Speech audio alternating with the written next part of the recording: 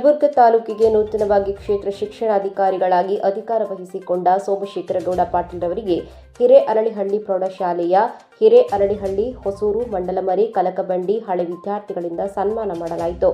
ಹನುಮಂತಗೌಡರು ಮಾತನಾಡಿ, ಯಲಬುರ್ಗಾ ಬಿಇಒ ಆದ ಸೋಮಶೇಖರಗೌಡ ಪಾಟೀಲ್ ಹಿರೇಅರಳಿಹಳ್ಳಿ ಪ್ರೌಢಶಾಲೆಯಲ್ಲಿ ಮುಖ್ಯೋಪಾಧ್ಯಾಯರಾಗಿ ಕಾರ್ಯನಿರ್ವಹಿಸಿ ಉತ್ತಮ ಸೇವೆ ಸಲ್ಲಿಸಿ ದಕ್ಷತೆ, ಪ್ರಾಮಾಣಿಕತೆಗೆ ಹೆಸರು ಮಾಡಿದ್ದಾರೆ. ಮಕ್ಕಳ ಸ್ನೇಹಿ ಶಿಕ್ಷಕರಾಗಿ ಸಾರ್ವಜನಿಕರಿಗೆ ಮೆಚ್ಚುಗೆ ಪಡೆದು ಪ್ರಾಮಾಣಿಕ ಸೇವೆ ಸಲ್ಲಿಸಿದ ಸಂದರ್ಭದಲ್ಲಿ ಅವರಿಂದ ಎಷ್ಟೋ ವಿದ್ಯಾರ್ಥಿಗಳು ಪ್ರೇರಣೆಗೊಂಡು ಉತ್ತಮ ಸೇವೆಯಲ್ಲಿ ಕಾರ್ಯನಿರ್ವಹಿಸುತ್ತಿದ್ದಾರೆ. ಇವರು ಮುಂದಿನ ದಿನಗಳಲ್ಲಿ ಉನ್ನತ ಸ್ಥಾನದಲ್ಲಿ ಅಧಿಕಾರಿಗಳಾಗಲಿ ಎಂಬುವರು ಅವರ ವಿದ್ಯಾರ್ಥಿಗಳ ಅಭಿಲಾಷೆಯಾಗಿದೆ ಎಂದು ಹೇಳಿದರು.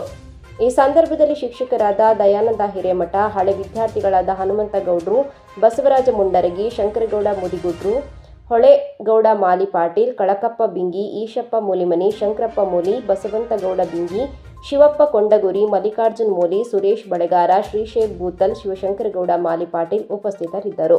ಬಸವರಾಜ ಮಂಡಲಮರಿ, ಆರ್5 ನ್ಯೂಸ್, ಕೊಪ್ಪಳ.